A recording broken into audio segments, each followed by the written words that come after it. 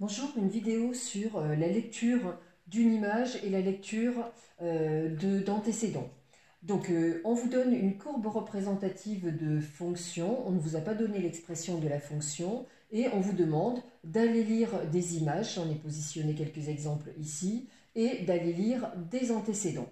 La première des choses à identifier, c'est bien en mettre en évidence que voilà l'axe qui est ici, qui est à l'horizontale, c'est l'axe des abscisses. Sur cet axe-là, l'unité, vous la voyez peut-être pas très bien, c'est en fait deux carreaux dans cette feuille quadrillée. L'axe des ordonnées, c'est celui qui est à la verticale là, et l'unité qui est fixée là, c'est deux carreaux. Donc là, vous avez le 1 et là, vous avez le 1. Ça, c'est important de bien regarder les unités parce que des fois, on peut mettre 10 ici et non pas 1 et il faut y faire attention.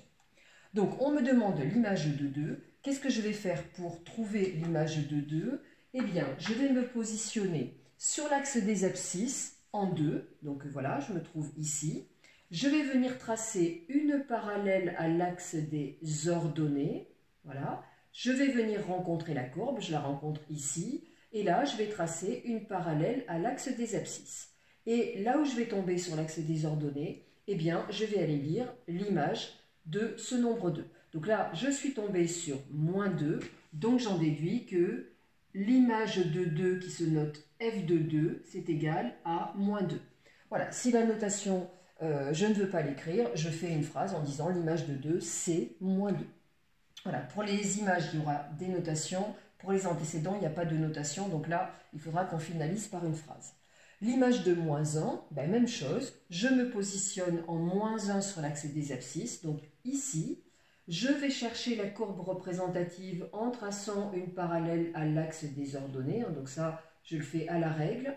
Je viens rencontrer la courbe ici, je trace une parallèle à l'axe des abscisses, et là où je rencontre l'axe, des ordonnées, eh bien, je viens lire l'image, et donc là, je lis que f de moins 1, eh bien, c'est égal à 4. L'image de 0, même chose, je me positionne en 0 sur l'axe des abscisses, je vais chercher la courbe en traçant une parallèle à l'axe des ordonnées, donc là, directement, je repasse l'axe des ordonnées, j'arrive sur la courbe ici, je suis immédiatement sur l'axe des ordonnées et je viens lire la valeur qui est 1. Donc f de 0 est égal à 1. Voilà l'image de 0.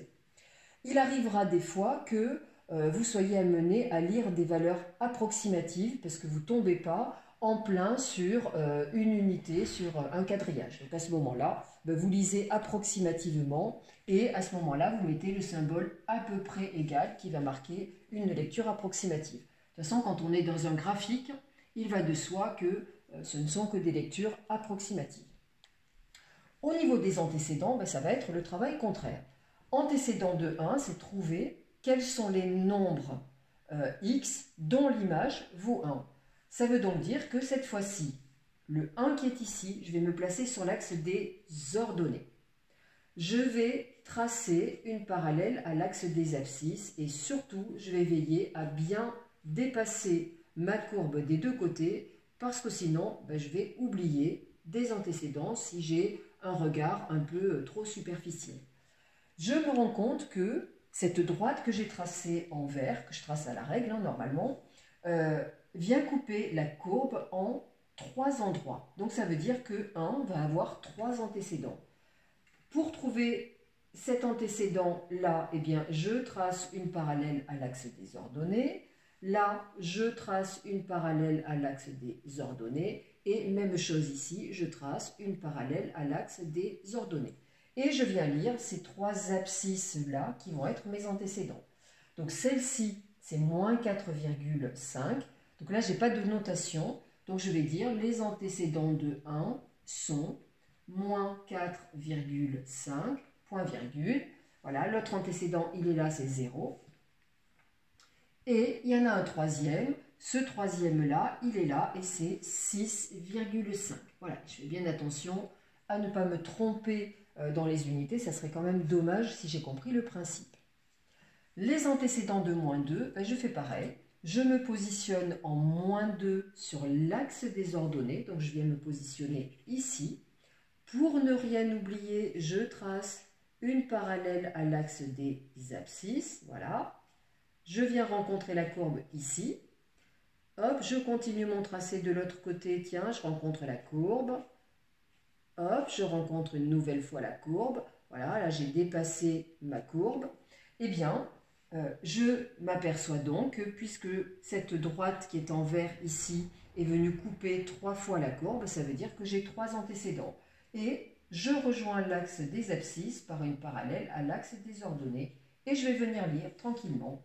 Donc ici, je rejoins, je me retrouve là. Et l'autre point d'intersection qui était là, je rejoins l'axe des abscisses par une parallèle à l'axe des ordonnées. Et je viens lire. Et je lis que -2 a pour antécédent, alors ce nombre-là c'est -6, les antécédents de -2 sont -6, je vous conseille de lire vraiment de la gauche vers la droite, parce que si vous faites un peu n'importe comment, vous allez en oublier. Donc -6 le plus petit, ensuite hop, j'avais un autre antécédent qui était là, qui vaut 2, et un troisième antécédent qui valait ici 4,5.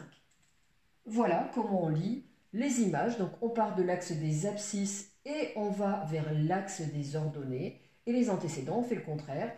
On se place sur l'axe des ordonnées et on va rejoindre l'axe des abscisses. Donc le parcours ici, ça fait axe des abscisses vers l'axe des ordonnées. Et là, ça fait axe des ordonnées vers l'axe des abscisses. Voilà. Et un tracé de droite pour ne rien oublier. Donc j'espère que j'aurai été claire sur cette notion de lecture d'images et d'antécédents et je vous retrouverai dans une autre vidéo pour des travaux encore sur les fonctions, parce que les fonctions c'est un vaste domaine et il y a plein de choses à connaître dessus. Voilà, bonne journée, au revoir.